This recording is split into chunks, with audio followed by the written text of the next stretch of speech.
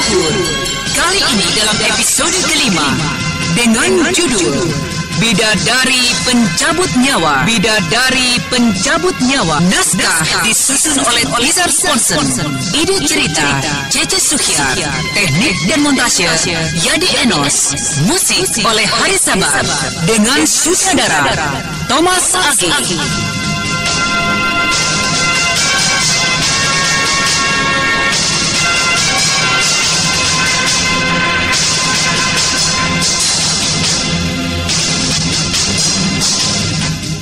Pada kisah yang lalu diceritakan, ketika Sariti sedang asik berbincang-bincang dengan Cutak, terdengar teriakan-teriakan dari luar markas Tongkat Merah. Dan tidak lama kemudian, Cutak dengan tergesa-gesa kembali menemui Sariti. Oh, Nona, mereka datang, Nona. Siapa Cutak? Orang yang pernah diusir oleh penolong kami, Raden Sakapalwaguna. Orang-orang Indraprasta. Mari, kita lihat mereka.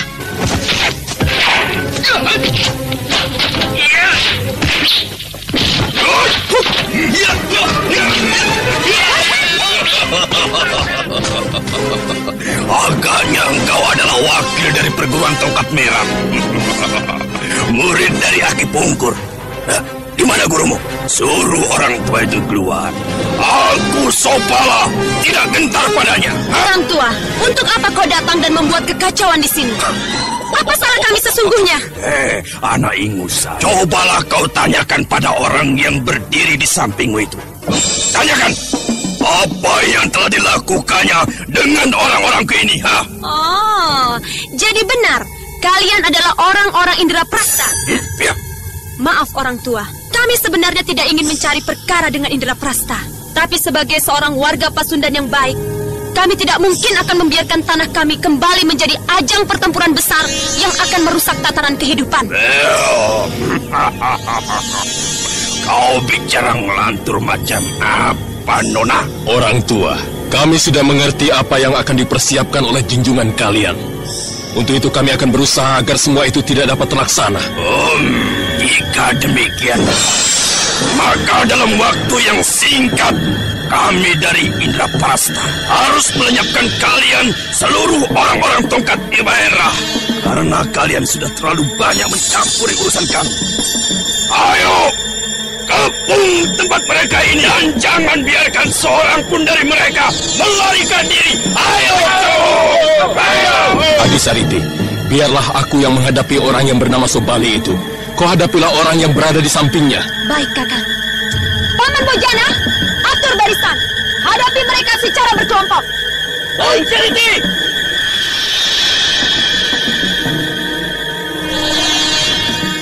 Adipan, Adipager, mari kita bantai mereka.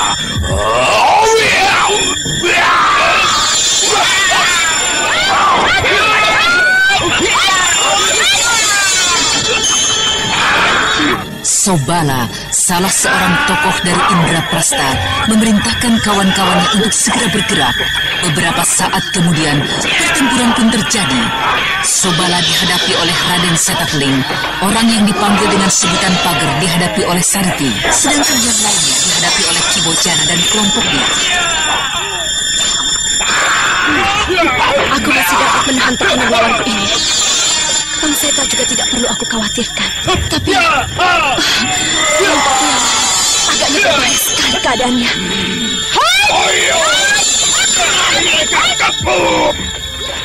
Serangan-serangan Ki Sobala masih dapat dihadapi oleh Raden Setakling.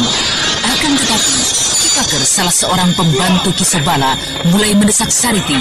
Kibasan-kibasan pedang mulai menerobos daerah pertahanan Sariti. Sedangkan Ki Bojana dengan anggota kelompok Tongkat Merahnya benar-benar tidak dapat lagi menahan amukan dari Ki Bantar, pembantu dari Ki Sobala yang lain. Beberapa korban mulai berjatuhan.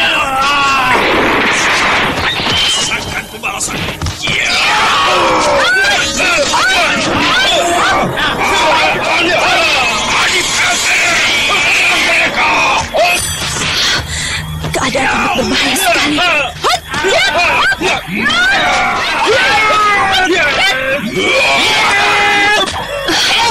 Lawan yang kuhadapi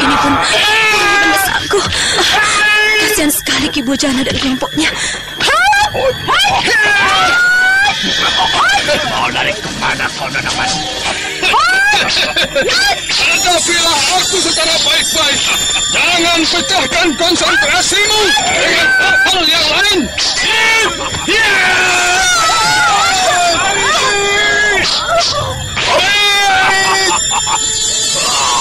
Berhenti!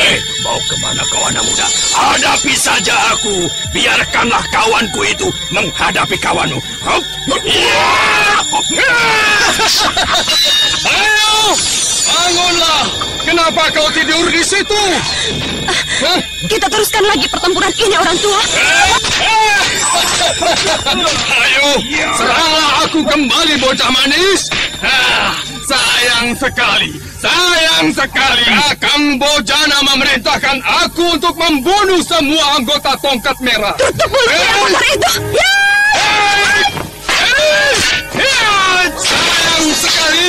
Sayang sekali.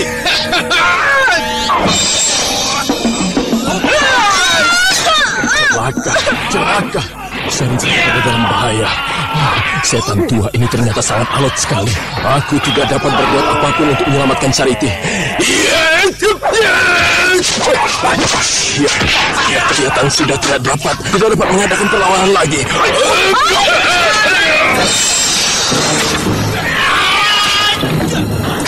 Sariti tergeletak di tanah. Tubuhnya bergerak perlahan-lahan, berusaha untuk berdiri lagi.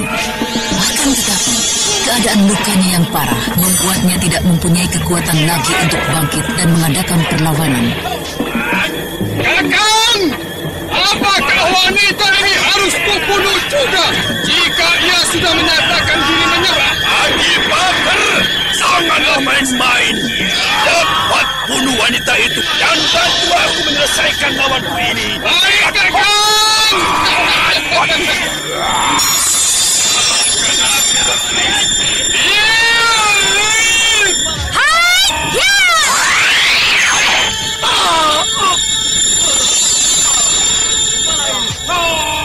Bidadari pencabut nyawa. Iya, akulah Mayang Telasih. Tinggalkan tempat ini, atau kita akan berhadapan kembali, Ki Sobala. Mayang Telasih berdiri di tengah-tengah arena pertempuran. Semua mata memandang padanya. Selendangnya yang panjang terurai panjang di tanah kotor yang mulai dibasahi oleh darah. Pundaknya yang terluka dibebat oleh kain panjang untuk mengelabui lawan-lawannya.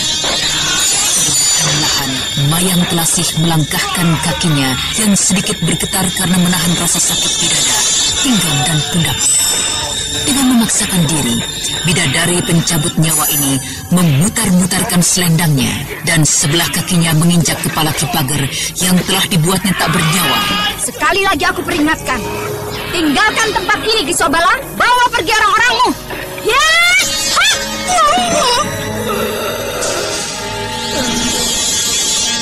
Aku tidak dapat berbuat apa-apa lagi dengan hadirnya iblis pencabut nyawa ini.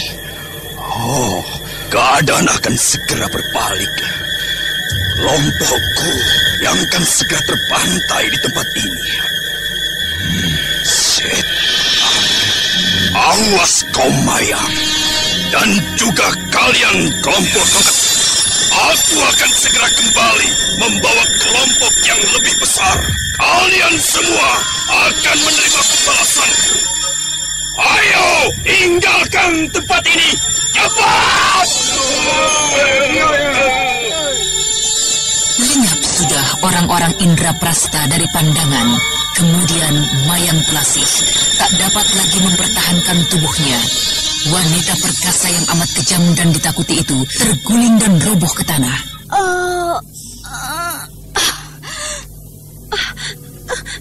Kakang, cepat, tolong Mayang Telasih, Kang. Dia pingsan, Adik Sariti. Tubuhnya panas sekali. Bagaimana dengan kau sendiri, Adik Sariti? Tidak apa-apa, Kang. Kau bawalah dia ke dalam. Aku masih sanggup berjalan ke dalam. Iya.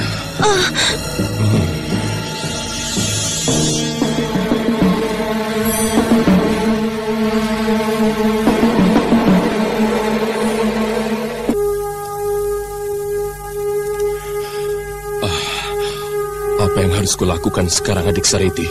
Kau tolonglah Mayang. Dia telah menyelamatkan kita semua.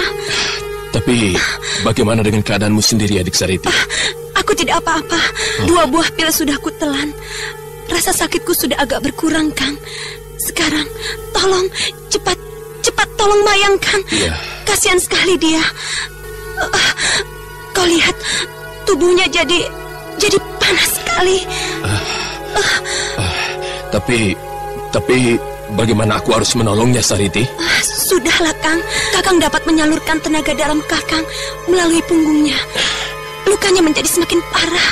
Dia telah memaksakan diri untuk menolong kita. Tapi aku... Kakang, dia... ingat, Kakang adalah seorang satria. Kakang harus dapat menolongnya. Biarpun dia adalah seorang jahat, saat ini dia dalam keadaan sakit yang amat memerlukan pertolongan. Ya, baiklah Sariti. Buang jauh-jauh rasa malu itu, Kakang. Keselamatan jiwanya kini tergantung di tangan Kakang Seta. Biar aku bukakan baju atasnya. Nah, Kakang, cepat, tolonglah dia. Sadarkan dulu dia dari pingsannya. Baiklah, Adik Sariti.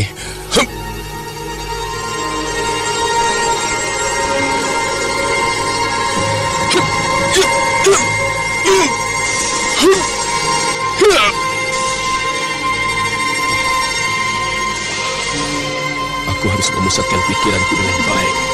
Gadis ini betul-betul membutuhkan pertolongan. Tapi, Dewata, berilah aku kekuatan.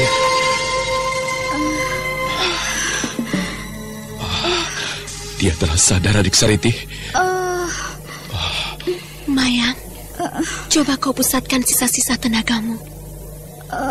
Dan cobalah antarkan tenaga dalam yang akan disalurkan ini ke seluruh tubuhmu. Berusahalah, Mayang. Baik. Ayo, Kakang.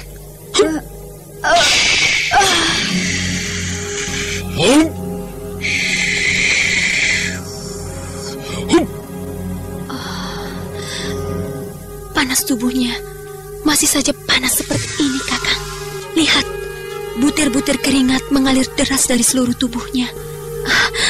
Agaknya pertolongan yang kau lakukan tidak membawa hasil sedikit pun.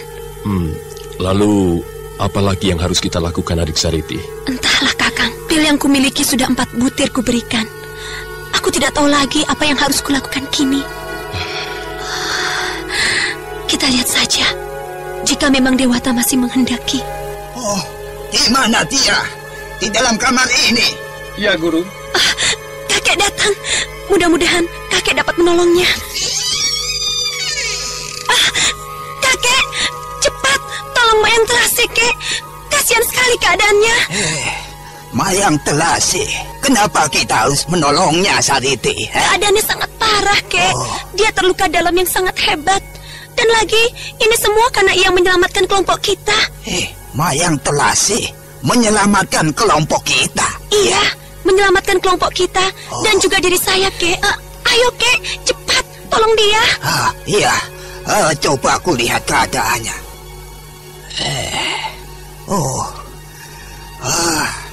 Luar biasa sekali lukanya. Dada, pinggang, pundak. Parah sekali. Ya. Nasibmu memang baik sekali, Mayang. Apa maksud kakek? Kakek dapat menyembuhkannya? Ya, mana mungkin aku dapat menyembuhkan luka yang telah sedemikian parahnya, Sariti. Jadi? Jampi, kemari kau. Aku mempunyai pekerjaan untukmu. Nenek Jampi datang kemari, Kek. Itulah, makanya aku katakan nasibnya baik. Jika tidak, pastilah dia akan mati beberapa saat lagi. Ada apa kau memanggilku ke dalam, Pungkur? Jampi, ini ada pekerjaan untukmu. Baru saja minuman hangat itu dihidangkan.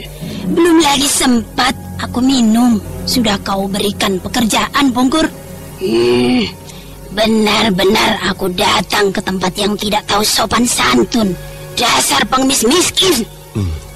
Tapi keadaan wanita ini amat parah, Nek. Menurut kakek Pungkur, ia hanya dapat bertahan hanya beberapa saat lagi. Siapa bilang? Dia masih akan dapat hidup sampai besok pagi. Ada hawa murni yang bergolak di sekitar jantungnya. Itu yang akan dapat menahan umurnya hingga fajar besok. Tolonglah dia segera, Nek. Kasihan sekali keadaannya. Baiklah. Aku akan mencoba menolongnya. Ini kau berikanlah pil ini padanya. Masukkanlah ke dalam mulutnya. Tapi, Nek, dia sedang tak sadarkan diri. Kau bisa paksakan dan kau luluhkan pil itu dengan air sedikit. Iya, lakukanlah seperti yang dikatakan gurumu itu, bocah. Kek, apakah obat ini saja cukup untuk menolongnya? Sudah. Kau ikuti saja perintahnya, Sariti. Dia pasti tidak akan membiarkan seorang pun pasiennya mati. Ayo, lakukan cepat. Baik, Kek. Saya akan mencari air sebentar di belakang. Anak muda, gurumu sedang kebingungan memikirkan dirimu. Nah, temuilah dia nanti di depan sana, ya. Jadi guru ada di sini? Tunggu dulu. Kau jaga dulu Mayang sampai Sariti kembali. Aku akan ke depan sana. Guru telah datang. Berarti aku harus segera mempertanggungjawabkan hilangnya Cempaka. Aku pasti akan kena marah. Mayang telah sadar. Apa yang harus kulakukan? Sariti belum lagi kembali. Mayang. Siapakah kau? Aku, Seta Keling. Bagaimana keadaanmu? Itu Sariti datang membawa obat untukmu. Mayang, minumlah ini, Mayang. Ayo, coba buka mulutmu. Kesadarannya belum pulih benar, adik Sariti. Kau coba paksakan obat itu ke mulutnya. Baiklah, kau tolong pegang obat ini, biar aku yang membuka mulutnya. Ini Kakang. Iya. Sekarang Mayang, coba kau masukkanlah obat itu. Iya. Terus Kakang, sampai habis. Iya. Iya.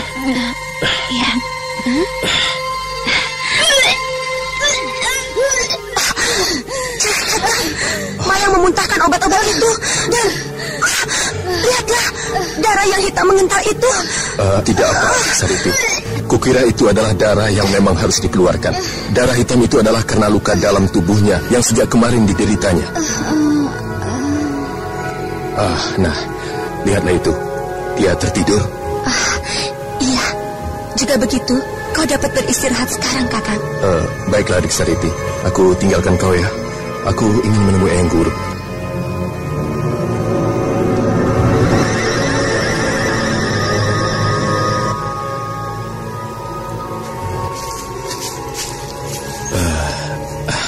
Maafkan saya, Eyang. Saya telah bersalah melalaikan tugas yang telah Eyang berikan. Apakah yang kau maksudkan? Cempaka. Benar, Eyang Guru.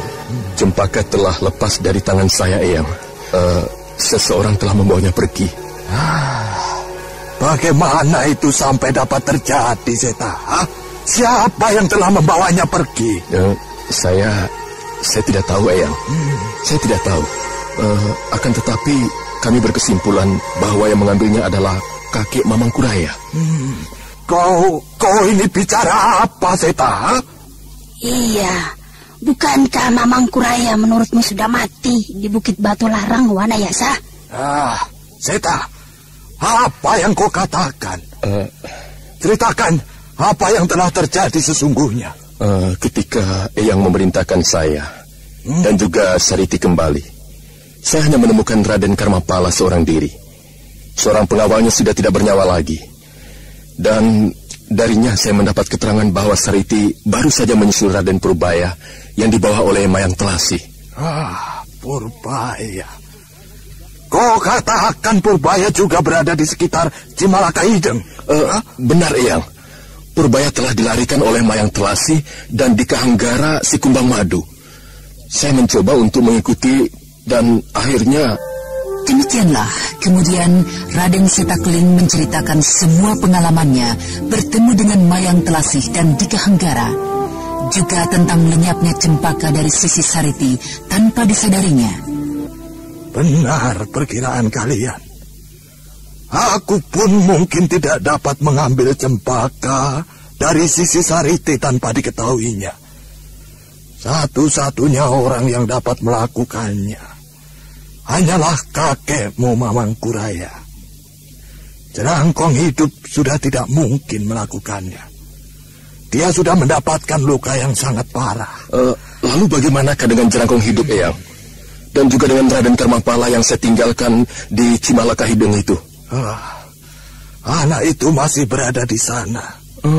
Setelah beberapa saat aku dan utusan Galuh itu tiba.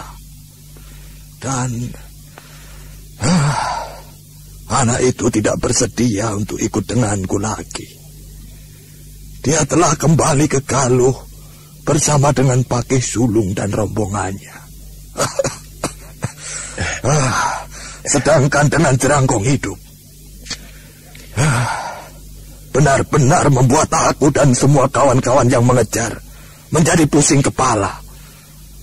Kami tidak berhasil menemukannya.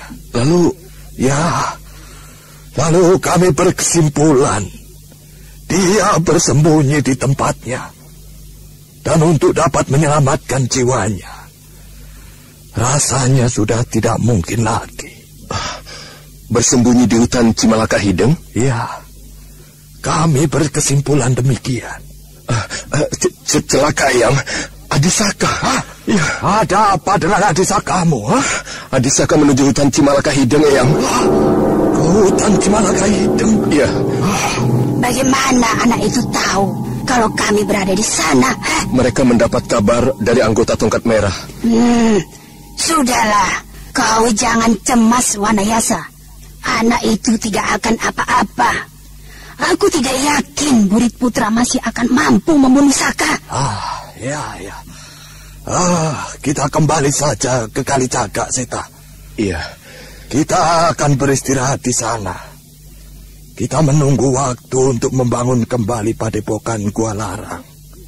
Biarlah, nanti kita meminta bantuan kelompok Tongkat Merah untuk memberitahukan Saka bahwa kita menunggunya di sana. Demikian juga Wulan dan Awuk, saudaramu. Di mana Pungkur, Jambi? Aku dari tadi tidak melihatnya. Dia pamit padaku, hendak mempersiapkan anak-anak buahnya meninggalkan kota Papayan. Utusan Galuh itu pasti akan kembali bersama dengan Suraprabha. Suraprabha. Orang itu berbahaya sekali, Jambi. Beberapa puluh tahun yang lalu, aku pernah bertanding dengannya. Dan aku berhasil dikalahkannya. Sudahlah. Ayo, kau bersiaplah, Seta. Baik, Guru.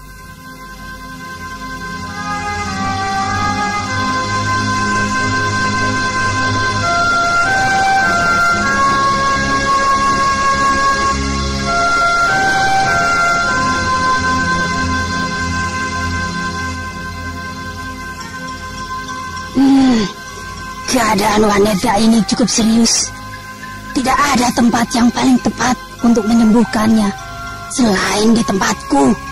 Jadi, nenek akan membawanya ke tempat nenek di pinggir sungai Cipunagara? Iya, betul, Sariti. Kenapa? Kau keberatan? Tidak, Nek, tidak. Tapi, tahukah nenek siapa wanita ini? Kenapa kau tanyakan itu padaku, Sariti? Siapakah wanita ini? Dia adalah Mayang Telasi. Mayang Telasi. Bidadari pencabut nyawa. Benar, Nek.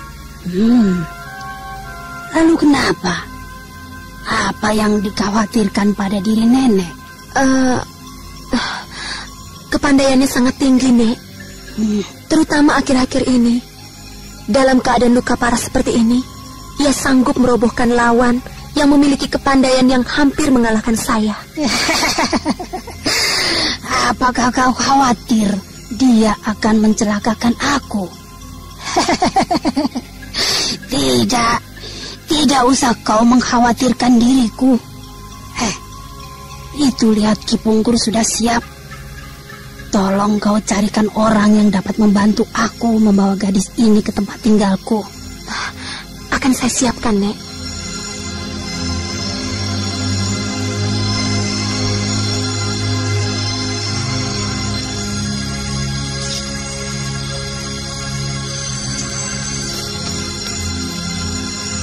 Setelah mempersiapkan segala sesuatunya, berangkatlah Dewi Jampi membawa Mayang Telasi dengan diantar beberapa anggota Tongkat Merah.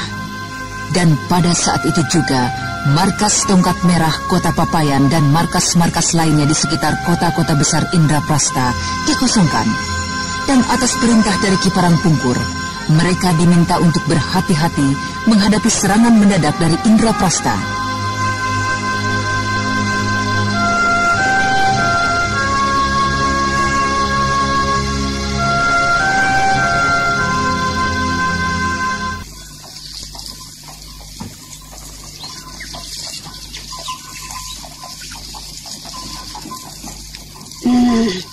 Bagaimana keadaanmu, Mayang? Siapakah kau ini, nenek tua? Dan di mana Sariti? Dan Kakang Setakeling? Mereka tidak sanggup lagi mengobatimu. Lalu engkau? Aku akan mencoba untuk mengobatimu. Lukamu sudah teramat parah, Mayang. Sudahlah, jangan terlampau banyak mengeluarkan suara. Guncangan gerobak ini sudah mengganggumu. Janganlah kau tambah lagi dengan bicara yang tak ada gunanya. Bagaimana dengan lukamu? Rasanya tubuhmu? Tubuhku serasa panas sekali. Dan aku sedikit pun tidak dapat menggerakkan anggota badanku. Itu hanyalah karena obatku. Aku tidak ingin tubuhmu bergerak. Aku berikan obat agar kau dapat mengistirahatkan seluruh anggota tubuhmu. Nah, beristirahatlah. Nenek, tahukah kau siapa diriku ini sebenarnya? Tentu saja. Bukankah kau Mayang Telasi, tokoh yang amat ditakuti oleh pendekar-pendekar tanah Pasundan? Seorang tokoh yang amat kejam, jahat. Aku seorang pembunuh. Kenapa kau menolongku? Apakah karena kau seorang pembunuh, aku membiarkan saja kau yang sakit seperti ini mati dengan begitu saja? Aku adalah seorang ahli obat-obatan. Ya, tugasku mengobati orang. Iya, seperti dirimu ini. Mayang Telasi, bidadari pencabut nyawa. Alangkah malunya dan hinanya dirimu. Kau yang begitu disegani dan ditakuti oleh kaum pendekar tanah Pasundan, kini menjadi orang yang amat dikasihani. Kau terlempar dari tangan orang yang satu ke tangan orang yang lain. Kau terlempar dari tangan seorang bocah hingga ke tangan seorang nenek yang hampir jompo. Di mana kegarangan yang selama ini kau bangga-banggakan? Kini kau tak lagi pantas menyandang gelar kebanggaanmu, pencabut nyawa.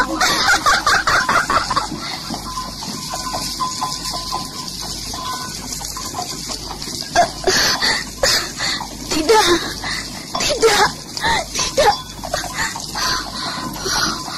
Dunia apakah yang selama ini aku jalankan? Benar-benar gila. Aku telah salah menentukan langkahku. Orang yang selama ini kuanggap musuh ternyata adalah orang-orang yang teramat baik. Aduh, dan orang yang begitu baik yang menjadi kekasihku ternyata adalah ular dan setan licik. Jika demikian, puluhan orang yang mati di tanganku itu pastilah orang-orang yang hampir tidak berbeda dengan Raden Purbaya, Sariti, Setakling, dan juga nenek yang baik ini.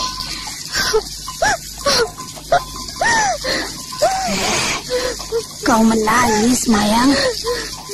Kau dapat menangis. Kenapa kau menangis, Mayang? Oh, anak baik. Anak baik. Sementara kita tinggalkan dulu Mayang Telasih yang sedang menuju ke tempat Dewi Jampi di pinggir sungai Cipunagara. Sekarang marilah kita ikuti perjalanan Anting Wulan menuju Indraprasta hanya ditemani oleh si Tunggul Kuda Putih yang sangat perkasa.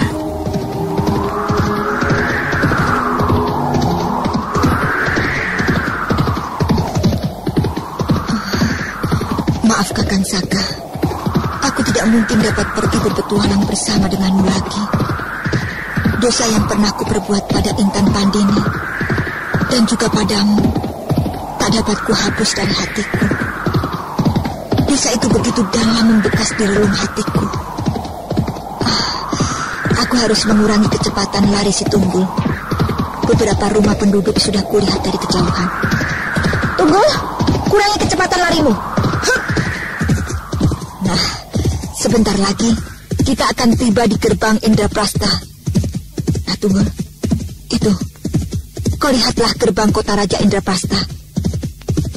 2 ekor harimau besar yang terbuat dari batu dipajang di atas gerbangnya. Nah, ayo Tunggul, kurangi lagi kecepatanmu. Kau harus berjalan santai memasuki gerbang kota besar itu.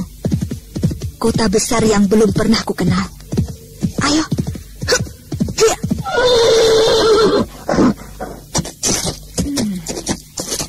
Hari masih pagi, tapi perutku sudah terasa demikian laparnya. Semalam aku tidak mendapatkan seekor hewan buruan menjelang tidur. Biarlah, aku akan berkeliling mencari istana itu. Dan jika aku menemukan tempat untuk makan lebih dahulu, aku akan berhenti sekaligus beristirahat sejenak. Hei, kemana ini aku berkuda? Lorong panjang besar dan sepi. Agaknya di sebelahku ini adalah istana Sang Prabu Sora. Coba, kutanyakan pada orang itu.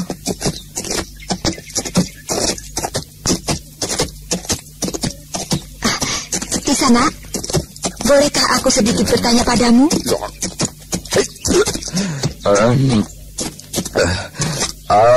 Bicara dengan siapa? Aku ini adalah Raden Pancardemu. Maafkanlah aku, Raden. Bisakah Raden menunjukkan padaku di mana tempat tinggal? Bukan seperti itu caranya aku berhadapan dan bertanya dengan aku. Turun, ayo turun dulu. Maaf, sudahlah. Aku tidak jadi bertanya denganmu. Tunggu. Tunggu, perempuan ayu. Kau tidak bisa begitu saja berlalu dari hadapanku. Ayo turun dan hormat padaku. Kau keterlaluan sekali, Raden. Sadarlah. Jika kau tidak dalam keadaan mabuk, sudah kulempar kau dari hadapanku. Minggir. Masa denganmu aku juga harus kalah? aku terpaksa harus memberikan hajaran padamu, perempuan ayu.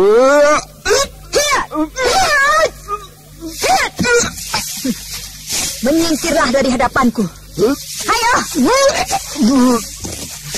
Kau juga berhasil mengalahkan aku. Kau juga berhasil melemparkan aku.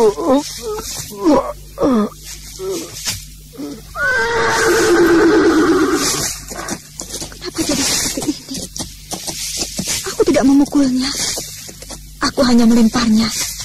Dan lagi juga tidak terlalu keras jatuhnya. Di semak itu.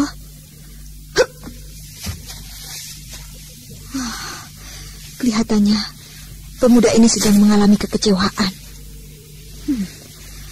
Apa yang harus kulakukan dengan dirinya?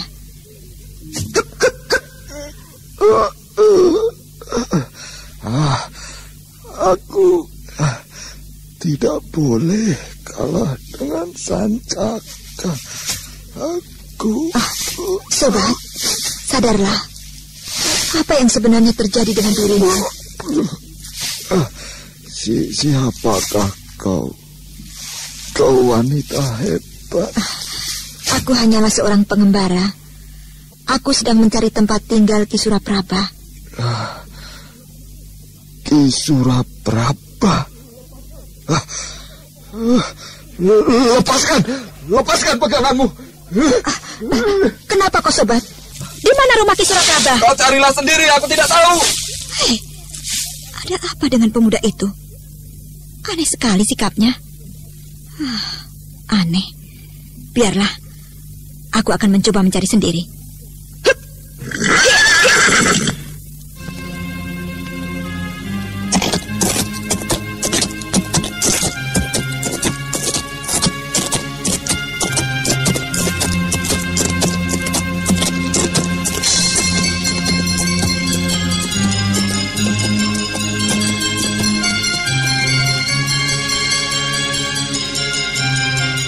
Hari mulai semakin panas.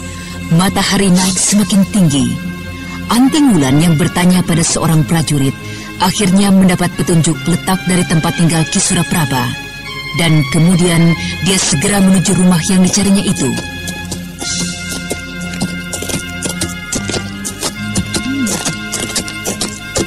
Agaknya itu rumah Ki Suraprabha. Coba kutanyakan pada penjaga di depannya. Maaf Kisana, apakah ini rumah Ki Suraprabha? Oh, benar. Mau apakah kau datang mencarinya? Ki Suraprabha pernah mengundangku untuk datang dan main ke rumahnya. Hah? Ki Sura mengundangmu datang dan main ke sini?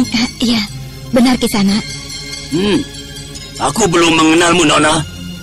Jika kau ingin menghadap menemuinya, letakkan dulu pedang dan senjata pendek yang terselip di pinggangmu itu.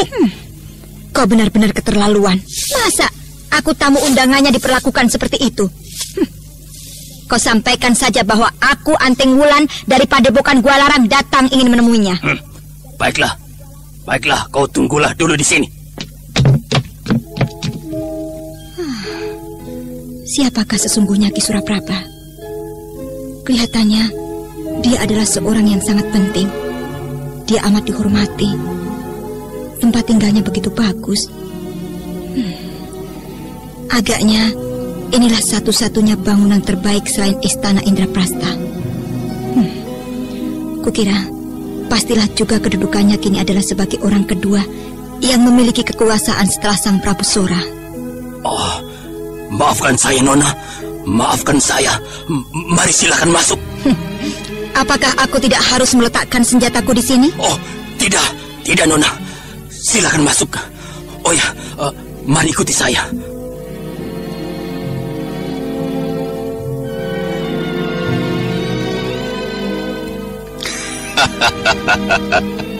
Ternyata kau datang juga ke tempatku ini, anak baik, anak manis.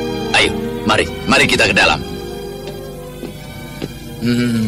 Ayo, silakan duduk. Ayo, silakan duduk. Paman, Paman Suraprabha tidak usah terlalu repot. Saya memang hanya sekedar singgah saja. Saya ingin banyak melihat suasana kota Raja Indraprastha ini, Paman. Oh, iya. Masih sangat banyak waktu untuk itu. Nanti aku atau anakku Sancaka akan mengantarkan berkeliling kota praja ini. Sancaka? Iya, Sancaka anakku. Kenapa? Apakah kau sudah mengenalnya? Belum, Paman. Hanya saja rasanya saya pernah mengenal nama itu. Kebetulan. Ayo, kemari kau Sancaka. Sancaka, ini, kenalkan Anting Wulan, murid dari Padepokan Kualarang. Bukankah kau sudah mengenal nama besar dari Padepokan itu? Namaku Sancaka. Aku Anting Wulan. Ayah, aku datang kemari hendak melaporkan satu masalah. Kau berkelahi lagi dengan anak itu? Dengan Dumung? Iya, Ayah, dengan Dumung. Anak tolol.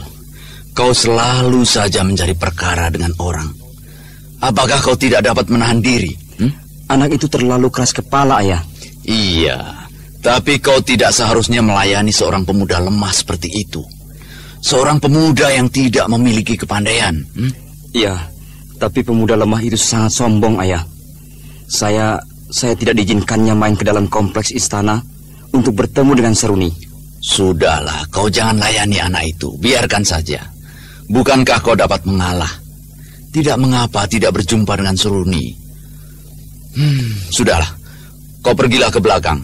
Ibumu mencari-carimu sejak tadi. Baik, Ayah. Saya pamit. Paman, anak mudanya gagah-gagah di Indraprastha ini penuh dengan semangat yang menyala-nyala. Pastilah prajurit-prajuritnya tidak berbeda. Tapi saya tidak melihat banyak prajurit yang berkeliaran di kota raja ini, Paman. Apakah memang Indraprastha ini sedikit sekali memiliki prajurit-prajurit kerajaan? Prajurit itu berada di pusat latihan.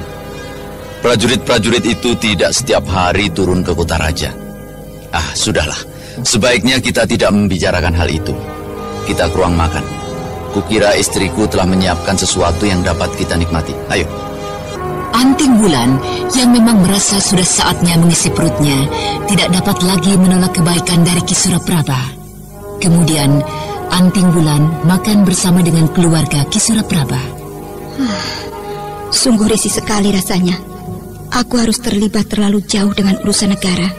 Tugas menjadi mata-mata atau penyelidik ini membuat sikapku menjadi sangat terbatas. Mudah-mudahan saja tugasku tidak berlarut-larut di Indraprastha. Setelah selesai makan dan beristirahat, kau akan segera kuajak untuk menemui Sang Prabu. Kukira beliau akan sangat bersenang hati dapat berjumpa denganmu. Ayolah, selesaikan makanmu. Baik, Paman. Kirangga, sebentar. Ikat kudamu di situ. Ada apa kau datang kemari, Kisura? Saya membawa seorang petualang wanita yang perkasa. Baginda pasti akan senang bertemu dengannya, karena dia adalah murid dari Resi Wanayasa. Oh iya. Tapi Baginda baru saja beristirahat. Jika kau tetap ingin berjumpa, tunggu saja beberapa saat.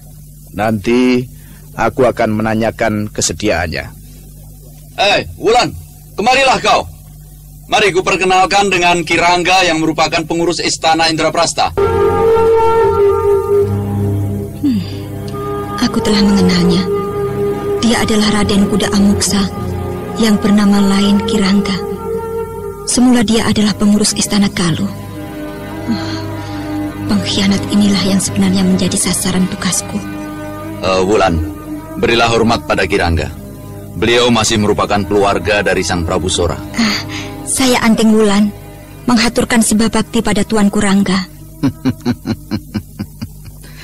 Iya, anak manis. Rasa-rasanya aku pernah mengenal dirimu. Iya, rasa-rasanya aku pernah melihat dirimu. Di mana Kirangga? Entahlah. Oh, Dewata Agung. Mungkinkah Kirangga dapat mengenali diriku? Mungkinkah? Mungkin di tempat ini, Ki. Kau sudah meliriknya ketika kami memasuki kompleks istana ini. Iya. Baiklah. Kalian tunggulah di sini.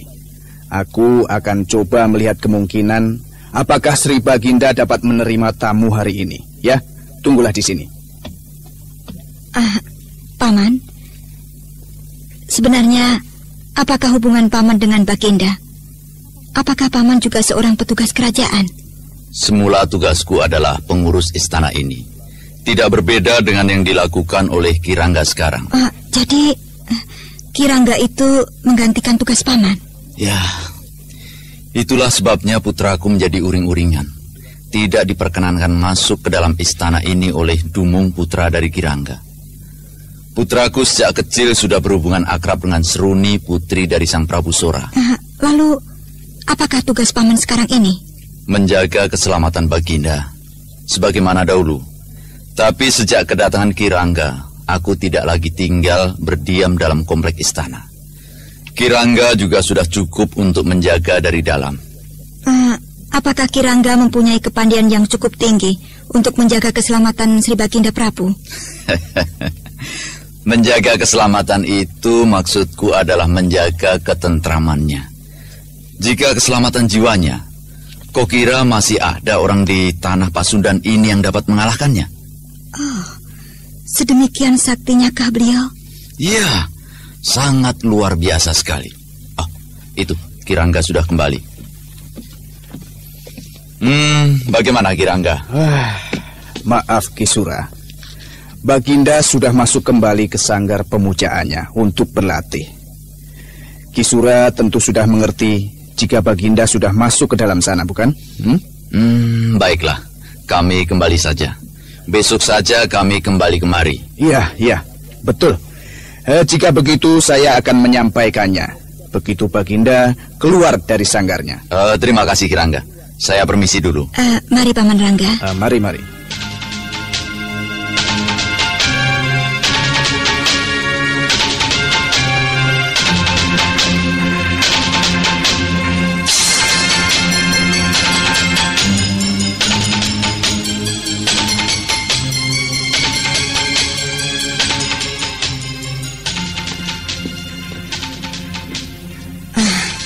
Jika begitu, saya pamit saja, Paman. Saya akan berkeliling kota raja ini. Saya akan kembali besok pagi untuk bersama-sama menghadap Baginda. Kenapa harus besok pagi? Kau dapat menginap di tempatku malam nanti. Jika saya sudah merasa cukup berkeliling, saya akan kembali dan menginap di rumah Paman. Tapi saya justru khawatir saya akan menghabiskan waktu hingga tengah malam. Tapi walaupun demikian, saya akan mengusahakan untuk datang ke rumah Paman. Mari, Paman. Jika terjadi sesuatu denganmu di kota raja ini, katakanlah, kau adalah tamuku. Baik, Paman. Hiya.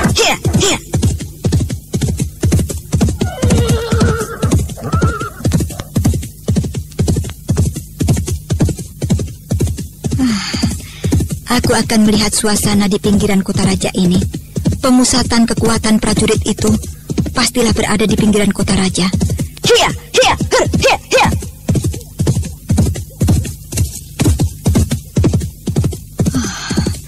Sudah beberapa saat aku mencari. Hampir separuh pinggiran kota raja ini kususuri. Belum kulihat juga tanda-tandanya tempat pemusatan prajurit kerajaan Indraprastha.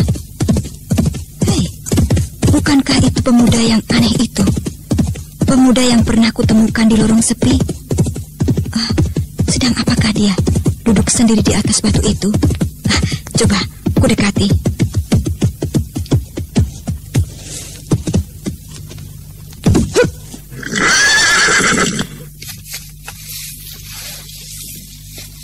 Hei, mau apa kau datang kemari? Tidak apa-apa, anak muda. Aku melihat kau sedang duduk bersedih hati di sini. Dan aku ingin menemani. Apakah tidak boleh? Boleh saja. Jika kau bukan sahabat dari Ki Suraprabha. Apa hubunganmu dengan Ki Sura? Kenapa kau begitu mendendam padanya? Itu urusanku. Kau pergilah, tinggalkan aku di sini. Jika aku katakan aku bukanlah sahabatnya, bagaimana? bukan sahabat dari Ki Suraprabha. Lalu untuk apa kau mencarinya? Aku mempunyai urusan penting, rahasia. Dan kau bukan sahabatnya? Benar. Apakah kau dapat mempercayaiku? Sulit untuk dapat mempercayaimu. Bukan sahabat, tapi kau menjumpainya untuk membicarakan urusan rahasia. Tapi aku percaya padamu. Aku percaya. Sekarang aku yang bertanya padamu. Bagaimana kau bisa mempercayaiku dengan begitu saja? Aku tidak mempercayaimu dengan begitu saja. Tapi keterus teranganmu itu membuatku dapat mempercayaimu. Bagus. Kau cerdik dan cukup cermat, sobat. Bolehkah aku mengetahui kenapa kau jadi seperti ini? Tiba-tiba saja pingsan. Aku tidak memukulmu keras-keras tadi. Dan juga kau kelihatannya membenci Ki Suraprabha. Begini. Ki Suraprabha itu adalah orang baik. Aku tidak membencinya, tapi putranya Sancaka yang amat kubenci. Sancaka, putra dari Ki Suraprabha. Dan kau adalah putra dari... Ayahandaku adalah Raden Kuda Amuksa, masih keluarga dari Baginda Prabu Sora, dan juga masih berkeluarga dengan Sri Baginda Sana, Maharaja Galuh. Ayahandamu masih sekeluarga dengan Prabu Sora, tapi juga punya hubungan keluarga dengan Prabu Sana di Galuh. Bagaimana bisa demikian? Baginda Prabu Sora dan Maharaja Galuh, Prabu Sana, adalah saudara seibu. Sedangkan ayahandaku Raden Kuda Amuksa, hubungannya dengan mereka dari garis luarnya. Ayahku adalah saudara sepupu dengan mereka. Lalu namamu sendiri siapa, anak muda? Namaku Wulan. Aku Pancar Dumung. Lalu apa yang menyebabkan kau bersedih seperti ini?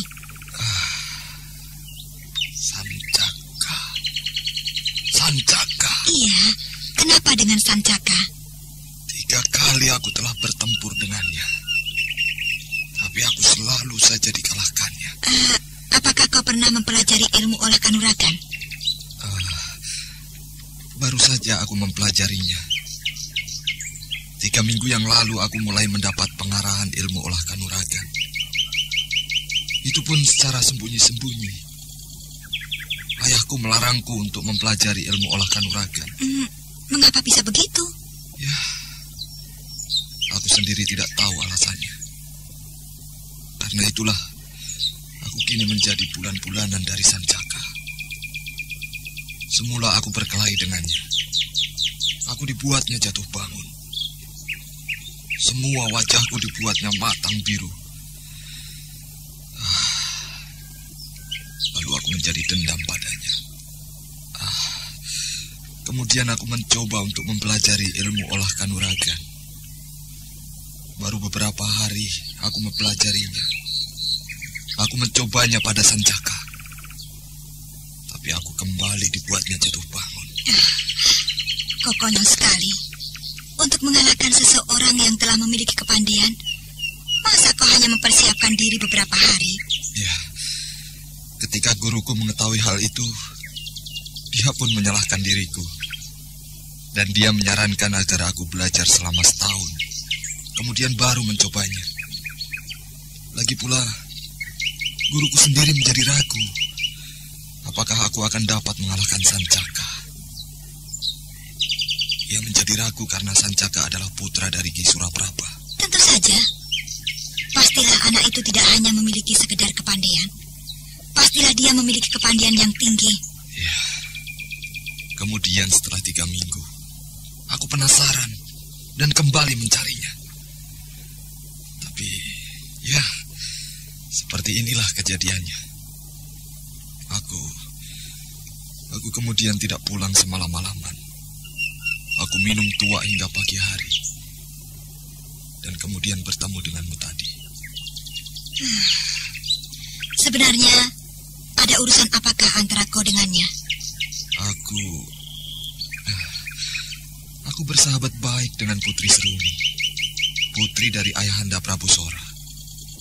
Tapi, sejak anak itu kembali dari perguruannya, dia juga tinggal bersama ayahnya dalam kompleks istana.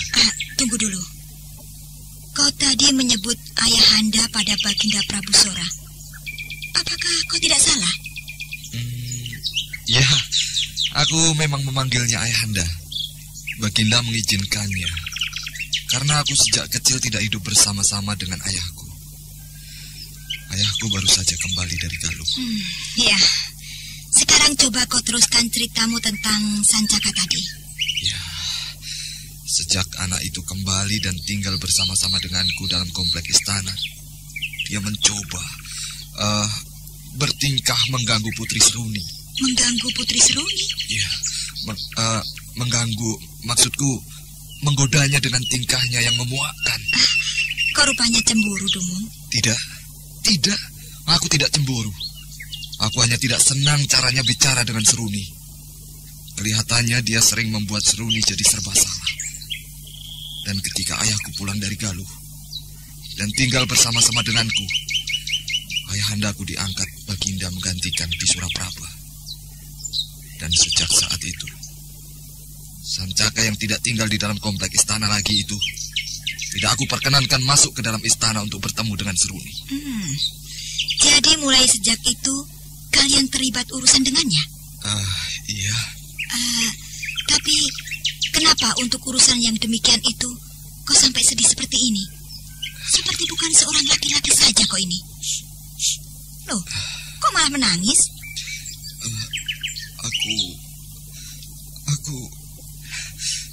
Aku jadi tidak mengerti. Seruni malah selalu menanyakan pemuda yang memuakkan itu. Jadi begitu masalahnya. Ya, aku merasa jadi semakin tidak berarti. Karena itulah aku berusaha untuk mengalahkannya. Aku ingin membuktikan pada diriku bahwa aku ini memiliki kelebihan daripadanya. Tapi dalam perkelahianku yang ketiga kali, dia malah menantangku melanjutkannya dalam pertandingan besok sore. Iya, pertandingan besok sore. Di sini kami hampir setiap 3 bulan sekali mengadakan pertandingan bermacam-macam ketangkasan. Aku belum pernah memenangkan satu cabang pun. Dan untuk pertandingan besok, pastilah dia yang banyak mendapatkan perhatian. Dan aku, Dewata, sudahlah, tinggalkanlah aku di sini sendirian, Nona. Tinggalkanlah. Tidak ada artinya jika kau meratapi kesedihanmu. Kau adalah seorang laki-laki. Bangkitkan semangat untuk menghadapinya. Tapi kau juga harus mempergunakan nalarmu. Kau masih mempunyai kesempatan untuk menjadi seorang laki-laki. Nah, belajarlah yang giat. Kau masih muda. Lalu besok, di manakah aku harus menyembunyikan mukaku? Aku tidak mungkin hadir dan menyaksikan Sancaka bertingkah. Tapi aku juga tidak mungkin tidak hadir. Karena Ayahanda Prabu Sora sejak setahun yang lalu telah meminta agar aku yang melaksanakan urusan pertandingan itu. Nasibku sekarang ini adalah pada guruku yang sedang pergi memenuhi perintahku untuk mencari kuda yang terbaik untuk pertandingan besok sore. Kuda terbaik? Iya. Satu-satunya cabang dalam pertandingan itu yang dapat kuikuti hanyalah ketangkasan berkuda. Tapi dengan adanya Sancaka, aku menjadi semakin tidak yakin untuk dapat meraih kemenangan. Apakah kau ingin sekali dan merasa perlu untuk meraih kemenangan itu? Iya, aku harus meraih kemenangan itu. Jika tidak, ya, biarlah aku tinggalkan saja Indraprasta. Aku sudah tidak mempunyai muka lagi untuk tinggal terus, untuk dihina oleh Sancaka. Dumung, boleh aku memanggilmu adik Dumung? Terserah kau lah. Kau hebat sekali, walaupun kau seorang wanita, Wulan. Adik Dumung, aku akan membantumu untuk meraih kemenangan dalam salah satu cabang pertandingan itu. Tapi berjanjilah, kau akan bersikap sebagai laki-laki dewasa yang tidak cengeng seperti ini. Jika saja aku dapat mengalahkan Sancaka, aku pasti akan melakukan apa saja untukmu, Wulan. Aku akan memberikan apa saja yang kau minta, Wulan. Sungguh? Iya, aku berjanji. Janji seorang laki-laki? Iya. Jika aku dapat mengalahkan Dumung dalam pertandingan esok sore, apapun permintaanmu akan aku kabulkan, Wulan. Baiklah, jika begitu, kau ikutlah denganku. Ayo, kenapa bengong seperti itu? Ayo, naiklah ke kudamu. Kita mencari tempat yang lebih cocok untuk mempelajarinya. Ayo. Kau bersungguh-sungguh, Wulan? Apakah kau tidak percaya denganku? Ayolah. Baiklah. Mari, ikuti aku. Hiya, hiya, hiya.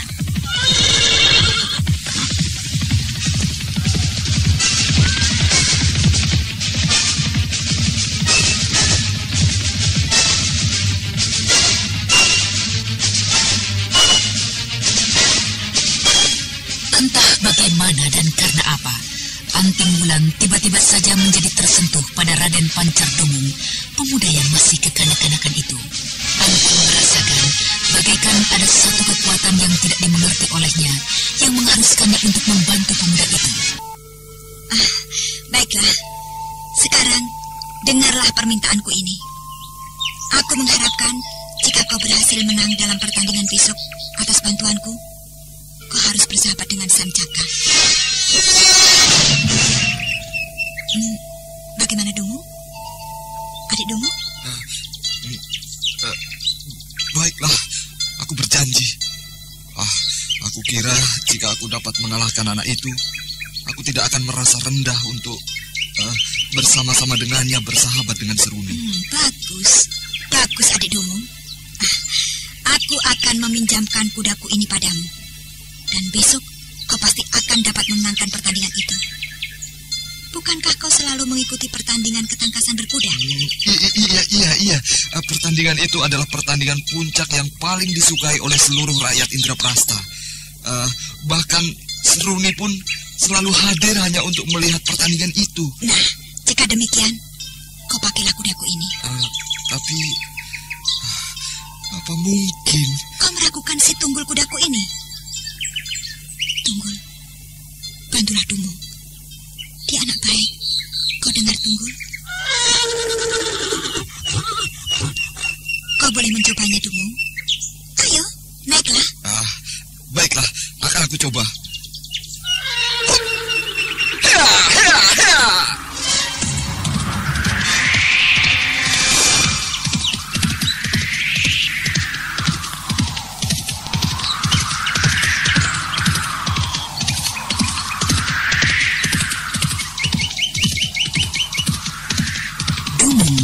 Tidak mengira dengan kehebatan Tunggul, hampir saja terlempar dari punggung Tunggul kuda aneh itu. Akan tetapi, ternyata pemuda yang tidak memiliki kepandaian olah kanuragan ini cukup memiliki ketangkasan berkuda yang dapat dibanggakan. Setelah berhasil menguasai keseimbangan tubuhnya, ia mendekam erat di punggung Tunggul.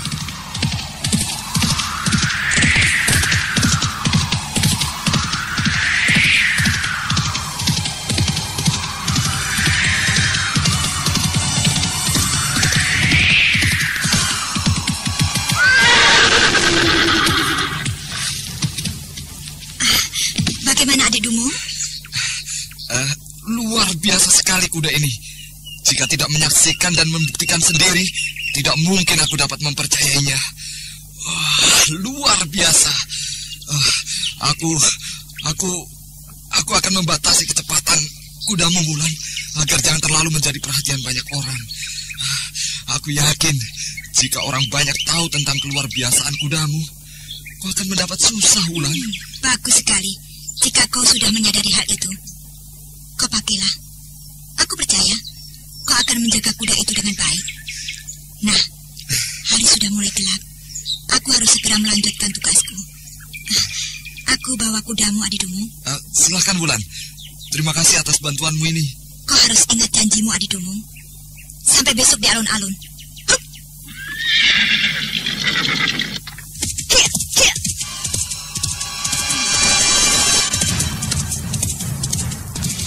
Aku harus menemukan tempat pemusatan pasukan Indraprasta. Aku yakin tempat itu tak jauh dari pinggiran kota raja. Hei, apa itu?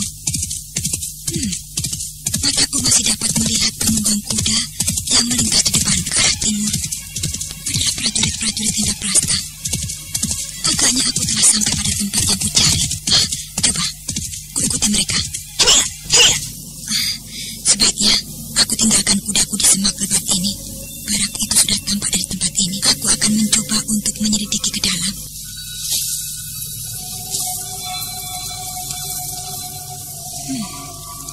Pastilah tak jauh di depanku. Banyak ditempatkan para penjaga. Aku harus berhati-hati.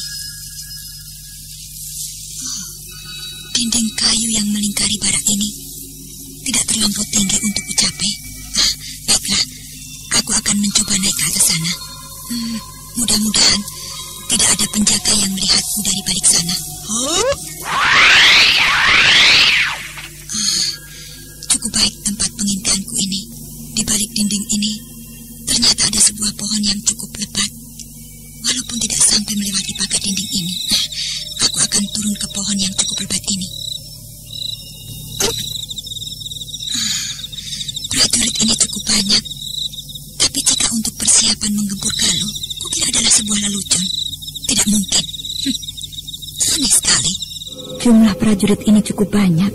Tapi jika untuk persiapan menggempur Galuh adalah sebuah lelucon, tidak mungkin. Aneh. Tapi kukira persiapan mereka untuk menggempur Galuh bukanlah sebuah lelucon. Lalu di mana letak kekuatan mereka? Ataukah kekuatan prajuritnya dipecah di 2 atau 3 tempat? Iya. Kukira demikian. Tapi aku akan mencoba untuk melihat di balik barak tidur sana itu. Iya. Kukira bukan tidak mungkin di balik barak sana ada sebagian lain yang bersembunyi atau sedang beristirahat. Akan kulihat di sana. Rupanya hampir seluruh prajurit berkumpul di tengah halaman luas barak ini. Di sepanjang pagar ini hanya itu saja seorang penjaga. Kukira aku dapat lewat tanpa diketahuinya di belakangnya. Ya, bagus begitu. Pandang saja terus ke tengah halaman. Aku ingin lewat di belakangmu, sobat. Iya, begitu, terus begitu. Aman. Sekarang aku dapat bergerak terus hingga ke belakang barak tidur mereka. Ternyata di sini sepi. Tak ada seorang pun yang terlihat. Tapi itu, di sana ada beberapa orang yang 3 orang. Ya, 3 orang yang sedang menuju kemari. Hei, mereka kelihatan mengendap-endap. Aneh. Siapakah mereka? Mereka juga prajurit penghuni barak ini. Seragamnya menunjukkan padaku, tapi aneh. Kenapa mereka kelihatan berhati-hati sekali? Aku akan mencoba melihat apa yang akan mereka lakukan. Kakang, kita batalkan saja usaha kita yang sangat berbahaya ini, Kakang. Sudah terlambat tadi bangun. Kita sudah berada di tempat ini. Kita sudah keluar dari kelompok kita. Kau tahu apa yang akan mereka lakukan terhadap kita? Hukuman apa yang akan mereka berikan atas kecurigaan mereka? Tenanglah, Dimangun, tenanglah. Kita akan dapat segera keluar dari tempat ini dan segera kembali ke Karangsedana untuk segera menjemput keluarga kita yang lain dan tinggalkan tempat itu untuk selama-lamanya. Tapi Kakang, aku khawatir penjagaan di pintu belakang itu cukup ketat, Kakang. Kita akan mendapat kesulitan untuk keluar dari tempat ini, Kakang. Tidak dapatkah kau tutup mulutmu itu, Adik Mangun? Lihatlah Adik Sonyo.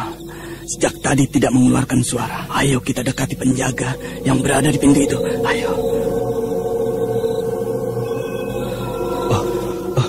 Lihat itu, Kakang. Aki Sumbu yang menjaga pintu itu berbahaya sekali, Kakang. Tutup mulutmu. Tutup mulutmu, tol. Suaramu akan dapat didengar oleh Ki Sumbu. Dia mempunyai kepandaian yang cukup tinggi. Iya. Apa yang harus kita lakukan sekarang? Sudah tidak ada jalan lain. Kita akan segera diketahui. Tentu beberapa orang kawan-kawan kita akan mencari. Dan hal tersebut akan sampai pada pimpinan kelompok. Lalu pimpinan tertinggi di barak ini. Dan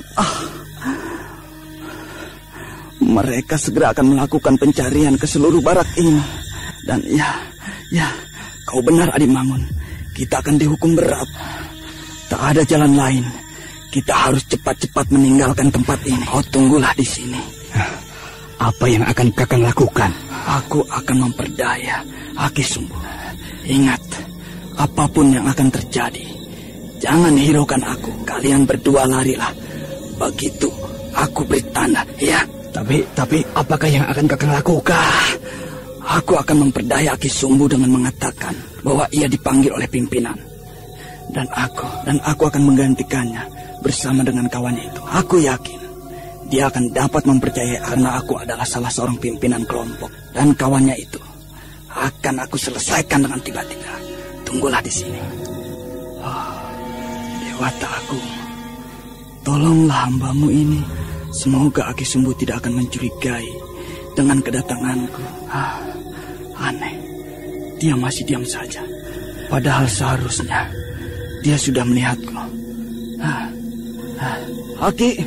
Aki dipanggil oleh Ki Chandra. Ada sesuatu yang akan dibicarakannya. Lalu saya diminta. Aki. Aneh, dia kelihatannya dalam keadaan tidak sadar. Ya, kedua-duanya. Ya, juga prajurit itu. Aku harus cepat-cepat memberikan tanda pada kedua kawanku. Segera saja, ketika pelarian itu mempergunakan kesempatan yang sudah berada di hadapannya, kesempatan yang hadir tanpa mereka mengerti. Sementara itu, dari balik semak-semak, Anting Wulan memperhatikan semua gerak-gerik mereka. Untung lemparan batu yang kuarahkan pada orang yang bernama Ki Sumbu itu langsung berhasil. Jika perkiraanku tentang kepandaian orang itu meleset, tentulah ketiga orang itu akan sulit untuk melanjutkan pelariannya.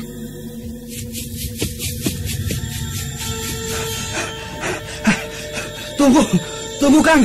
Napasku hampir berhenti Kang. Aku tidak kuat lagi Kang. Kita beristirahat sebentar di sini. Kang, apakah kau hendak mencari mati Adi Mangun? Ayo, kita teruskan sampai sejauh-jauhnya. Kau lihat itu Adi Sunja manja seperti kau.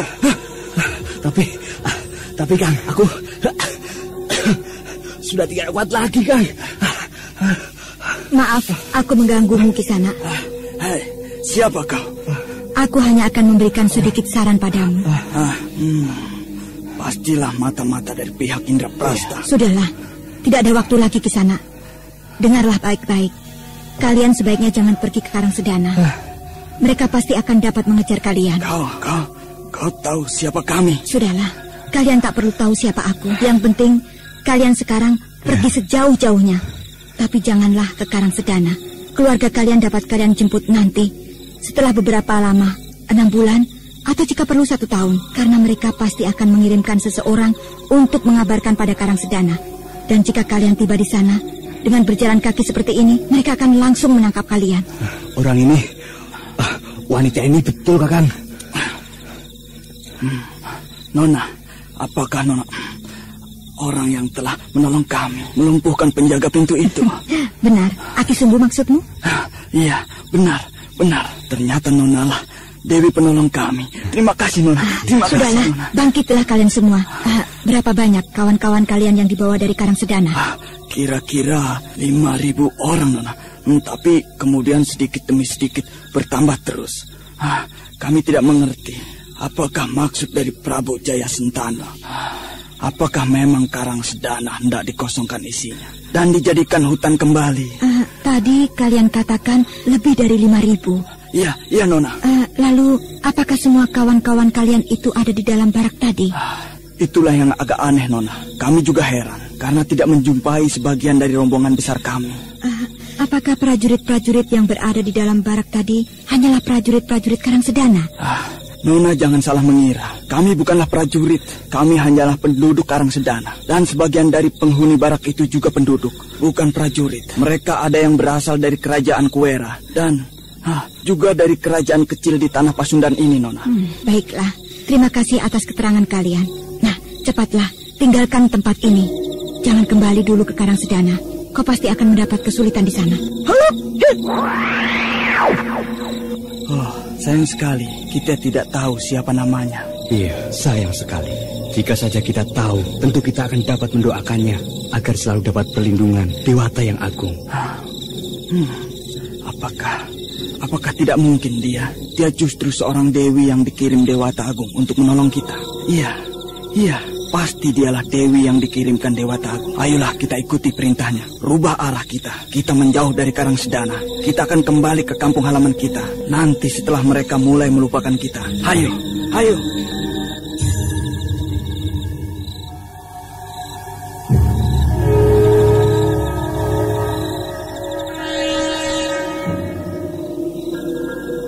Menjelang tengah malam, Anting Wulan tiba di sekitar istana Indraprasta.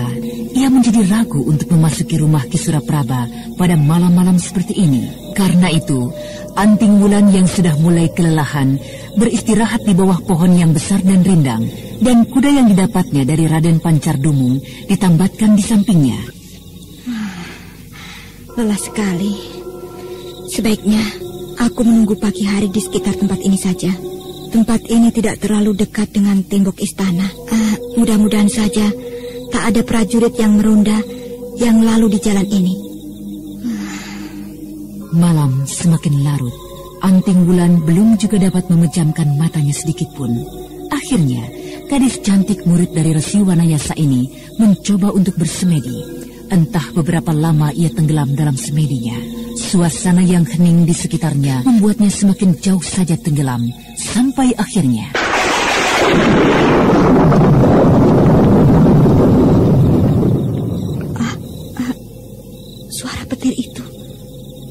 suara petir itu benar-benar mengejutkan aku.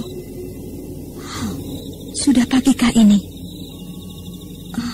Fajar belum lagi tampak di langit ujung sana. Masih tengah malam agaknya.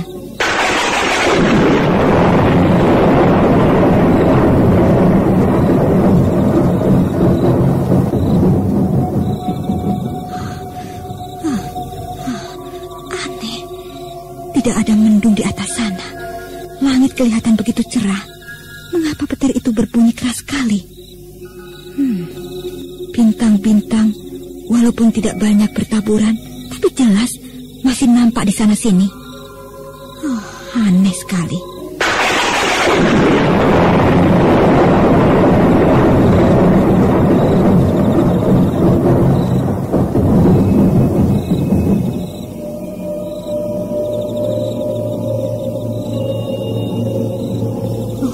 Dewata. Pertanda apakah ini? Mengapa petir itu terus saja berbunyi dalam situasi seperti ini? Hei, apa itu? Cahaya bersinar naik ke atas sana. Cahaya itu keluar dari bawah sana. Dari sebelah timur tempatku ini. Kelihatannya tidak terlalu jauh tempat asal cahaya itu.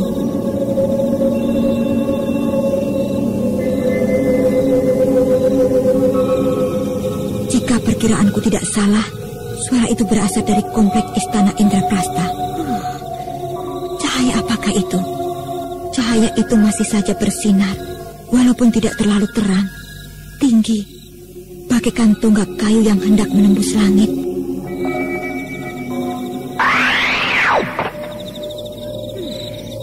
Tidak salah dugaanku, cahaya itu berasal dari komplek istana. Tapi apakah penyebabnya? Cahaya apakah itu sebenarnya? Oh, kau di sini rupanya, Wulan. Paman Sura kiranya paman membuat saya terkejut. Apakah kau tertarik dengan cahaya itu, Wulan? Benar, paman. Cahaya apakah itu sebenarnya? Seperti halnya dengan engkau, aku pun tertarik dengan cahaya itu. Hanya bedanya, aku sudah beberapa kali mengamati cahaya itu. Cahaya itu adalah cahaya yang keluar dari ruang pemujaan Baginda Rangyang Prabu Sora. Baginda Prabu Sora? Ya, benar, Prabu Sora. Itu adalah wujud dari suatu ilmu yang maha dahsyat, yang semula kukira hanyalah sebuah dongeng saja. Sang Prabu kini tengah melatih dan mencoba melontarkan wujud dari ilmu itu. Angkasa. Ya, hanya angkasalah yang dapat menerima lontaran ilmu itu. Sang Prabu tidak mungkin melemparkan kekuatan ilmu itu di tempat-tempat lain sekitar istana. Karena ilmu itu benar-benar mempunyai kekuatan menghancurkan yang amat dahsyat. Luar biasa sekali, paman. Ilmu apakah itu sebenarnya? Aku hanya dapat mengira-ira. Itu adalah Aji Sakti Banyu Cakrabuana. Aji Banyu Cakrabuana. Ya, Aji Banyu Cakrabuana. Apakah kau pernah mendengar cerita dan dongeng tentang Aji itu? Iya. Yang guru pernah menceritakannya pada saya. Nah, kau beruntung sekali, Wulan, dapat menyaksikan ilmu dahsyat itu malam ini. Luar biasa sekali. Kukira tokoh luar biasa seperti Ceranggong Hidup akan berpikir 2 kali untuk menghadapi ilmu Banyu Cakrabuana. Dan lagi jika Baginda telah berhasil mempelajari sampai puncak dari ilmu itu, aku tak dapat lagi membayangkan kehebatan dari ilmu itu. Paman, lihat cahaya itu lenyap. Agaknya Baginda telah menarik kembali lontaran ilmu itu. Luar biasa sekali ilmu itu, Paman. Agaknya dengan ilmu yang sehebat itu, Baginda dan juga Indraprasta akan dapat menguasai tanah Jawa dan Pasundan ini. Kukira... Kenapa, Paman? Dengan ilmu sehebat itu, Sang Prabu dapat untuk berbuat apapun. Sang Prabu? Tidak mungkin akan berbuat seperti itu. Galuh yang terdekat dengannya, yang menguasai tanah Pasundan ini, dikuasai oleh saudaranya sendiri, saudara seibu. Dan lagi pula, di istana Galuh dilindungi oleh seorang tokoh mahasakti yang memiliki kepandaian yang tak dapat diukur. Siapakah dia, Paman? Apakah ada seorang tokoh lagi yang dapat mengatasi kehebatan dari ilmu Cakrabuana? Jika Baginda telah menguasai sampai puncak dari Aji Cakrabuana, mungkin ia akan sanggup untuk menghadapinya. Tapi saat ini Baginda belum sampai pada puncak Aji Cakrabuana. Tapi... siapakah tokoh sakti yang memiliki kepandaian sehebat itu, Paman? Menurut Baginda, dia adalah Pendeta Sanata Dharma. Eyang Kaliman. Pendeta Sanata Dharma adalah eyang dari istri Raden Kuda Amuksa. Wanita itukah? Wanita yang kujumpai di dalam kamar gelap yang nyaris seperti kudang. Wanita yang seperti kurang waras. Iya, ia yang memanggil-manggil anaknya.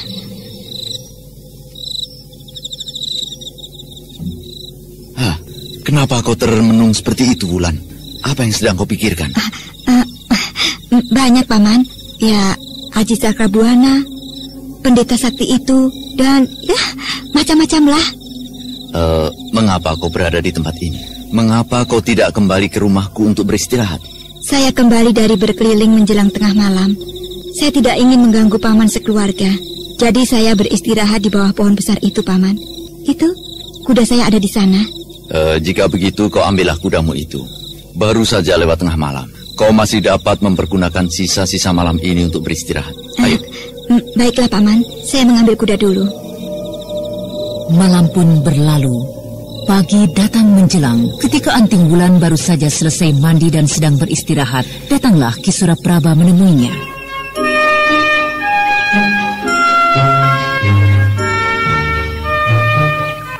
Wulan, baru saja datang utusan dari istana yang memberitahukan bahwa Baginda siap untuk menerima kita pagi ini. Bersiaplah, kita akan segera menghadap. Baiklah, Paman. Saya akan segera bersiap. Anak yang baik. Jika saja aku mempunyai menantu seperti dia, tentu Sancaka anakku akan menjadi semakin kokoh sikapnya. Sayang sekali, Sancaka anakku masih kekanak-kanakan. Masih belum dapat menahan diri, belum dapat mengendalikan nafsunya. Ya, apakah mungkin Wulan menyukai anakku? Bukankah itu Sancaka? Mau kemanakah dia dengan senjata lengkap? Hai, Sancaka, kemari kau. Ada apakah ayah? Ayah memanggil saya? Apakah kau ingin berangkat perang? Dengan panah, tombak, dan pedang yang kau sandang itu. Untuk apa? Apakah ayah Anda lupa? Bukankah hari ini di alun-alun ada keramaian? Lomba ketangkasan antar pemuda-pemuda Indraprasta. Untuk apa lagi kau mengikuti lomba itu? Sudah lebih dari 3 tahun kau selalu menjuarai lomba-lomba itu. Apa yang sebenarnya sedang kau cari? Adu ketangkasan itu dimaksudkan untuk merangsang anak-anak muda agar mau masuk menjadi prajurit Indraprasta. Aku harap kau mau mengundurkan diri dalam pertandingan kali ini. Tidak ada gunanya. Baiklah ayah, ini adalah pertandinganku yang terakhir. Aku ingin pada pertandingan ini menjuarai seluruh cabang. Aku tidak ingin seperti waktu yang lalu. Satu cabang yang justru menjadi ajang perhatian lolos dari tanganku. Kau tidak kalah, Sancaka. Kekalahanmu saat itu bukan berarti kau kalah terampil dalam menunggang kuda. Tapi kuda lawanmu jauh lebih baik. Tapi kali ini aku telah mempersiapkannya, ayah. Kuda yang sangat baik. Aku meminjam kuda dari Paman Santa, pembantu ayah. Kuda Sumba itu? Iya, dengan kuda yang berasal dari seberang lautan itu, aku akan mengalahkan Raden Maduraga. Hanya pesanku... Saya sudah siap, Paman. Ayo kemarilah. Kita berangkat, Wulan. Apakah Sancaka akan ikut menghadap Sang Prabu? Tidak, Wulan. Dia dengan perlengkapan sebanyak itu hendak meraih seluruh cabang pertandingan di alun-alun. Oh ya, pesanku Sancaka. Aku tidak ingin terjadi sesuatu antara dirimu dengan putra Raden Kuda Amoksa. Saya mengerti, ayah. Semoga saja dia tidak mencari gara-gara di arena itu. Dengar. Apapun yang terjadi, kau tidak boleh terlibat pertikaian dengannya. Kau harus mengalah jika terjadi sesuatu di tengah arena itu. Mengerti? Atau kau tidak boleh mengikuti pertandingan itu sama sekali. Baiklah ya. Saya mengerti. Saya akan melakukan pesan ayah. Aku ingin kau kembali bersahabat sebagaimana saat pertama kali kau datang kemari. Kalian selalu main bersama-sama. Baiklah ayah. Ini adalah pertandingan saya yang terakhir. Dan juga saya akan berusaha menahan diri saya setelah saya memenangkan adu ketangkasan berkuda. Iya, berangkatlah. Semoga kau berhasil. Tapi, apakah ayahanda tidak hendak menyaksikan? Aku akan menemui Sri Baginda bersama dengan Anting Wulan. Mungkin nanti setelah bertemu dengan Baginda, aku akan menyaksikan pertandingan itu. Berangkatlah. Baiklah ayah, saya berangkat.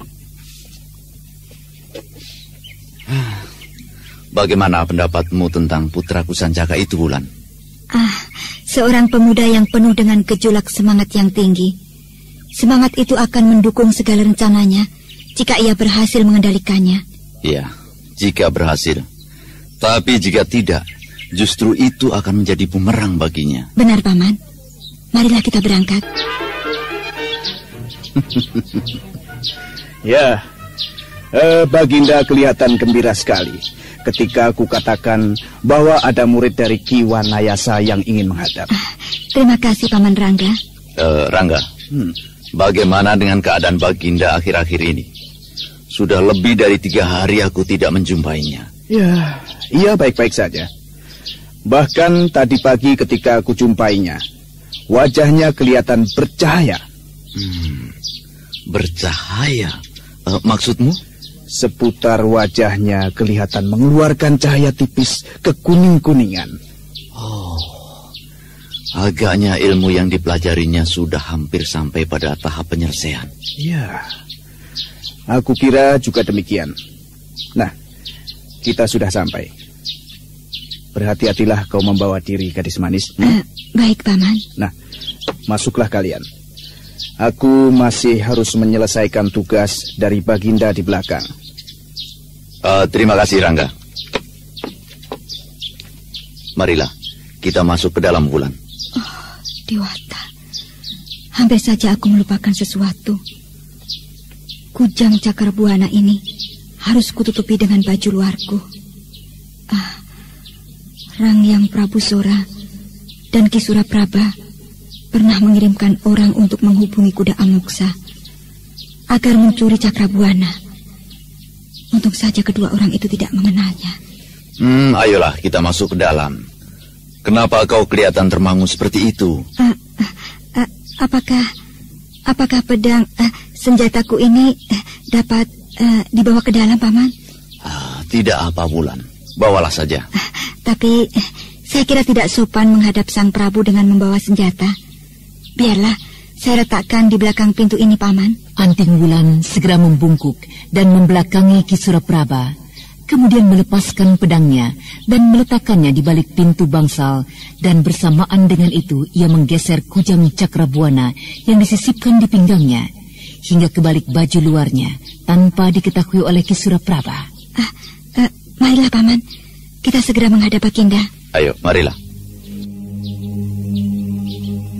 Dengan hati berdebar, Anting Wulan melangkahkan kakinya memasuki bangsal utama, tempat di mana Ranghyang Prabu Sora menunggunya. Baru beberapa tindak, gadis manis murid dari Resi Wanayasa itu memasuki pintu bangsal utama. Matanya telah terpaku oleh sesosok tubuh yang tengah duduk bersila di ujung ruangan dengan sikap tubuh yang agak aneh. Matanya terpejam, akan tetapi kepalanya tengadah ke atas, dan di sekitar wajahnya cahaya kekuning-kuningan terpancar halus. Dan dengan pandangan tetap pada tubuh sang Prabu Sora, Anting Wulan melangkah perlahan mendekatinya, mengikuti Ki Suraprabha. Iya, benar agaknya sang Prabu menguasai aji Banyu Cakrabuana. Sikapnya itu adalah sikap khusus dari semedi Banyu Cakrabuana. Aku telah mempelajarinya di dalam gua bawah tanah. Berlutut Wulan. Iya, Paman. Hamba Suraprabha datang menghadap tuanku. Hamba berhasil bertemu dengan seorang murid dari Padepokan Gua Larang, dan hamba kini membawanya datang menghadap tuanku. Ranghyang Prabu Sora masih saja berdiam diri. Matanya belum lagi dibuka, kepalanya tetap tengadah. Suasana di bangsal utama itu terasa sepi, tak sedikit suara pun yang terdengar, kecuali desah nafas dari Ki Suraprabha dan Anting Wulan yang masih saja berlutut. Akhirnya setelah beberapa saat, Ranghyang Prabu Sora membuka matanya dan memandang ke arah dua orang yang tengah berlutut di hadapannya. Bangkitlah Sura, gadis muda, dan duduklah dengan baik di hadapanku. Terima kasih tuanku atas izin tuanku untuk kami menghadap. Inikah dia murid dari Paman Wanayasa, Sura? Benar tuanku. Namanya adalah Anting Wulan. Hebat sekali Paman Wanayasa. Hebat sekali hingga dapat menciptakan murid sehebat ini. Apakah kau belajar sepenuhnya dari Paman Wanayasa, Wulan? Benar tuanku, hamba yang bodoh hanya belajar dari Eyang Wanayasa. Dia adalah satu-satunya guru hamba.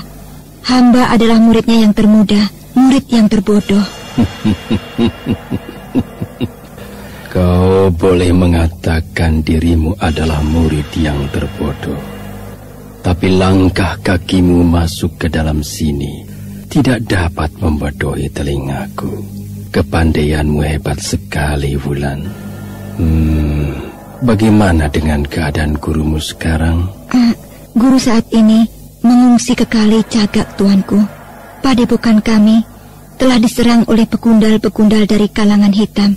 Paman Jatis terbunuh. Iya, sebenarnya aku juga telah mendengar berita itu.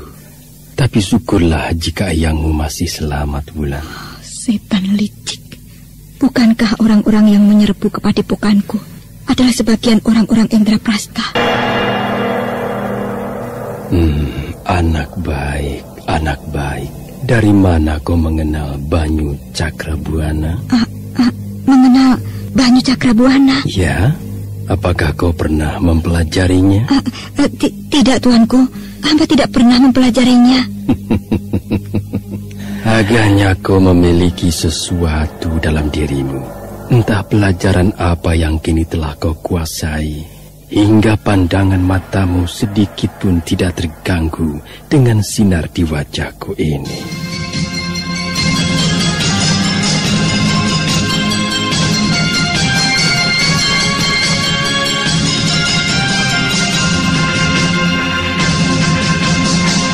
Jantung Anting Wulan berdegup keras. Ia tak tahu apakah harus berbohong ataukah menceritakan semua yang diketahuinya tentang aji Banyu Cakrabuana. Nah, para pendengar sekalian, apakah yang kemudian terjadi dengan Anting Wulan di Keraton Indraprasta? Dan bagaimana pula dengan kisah Raden Pancardumung dan Sang Caka? Untuk mengetahui jawabannya, ikutilah kisah Babat Tanah Leluhur ini dalam episode ke-6, Banyu Cakrabuana. Sampai jumpa.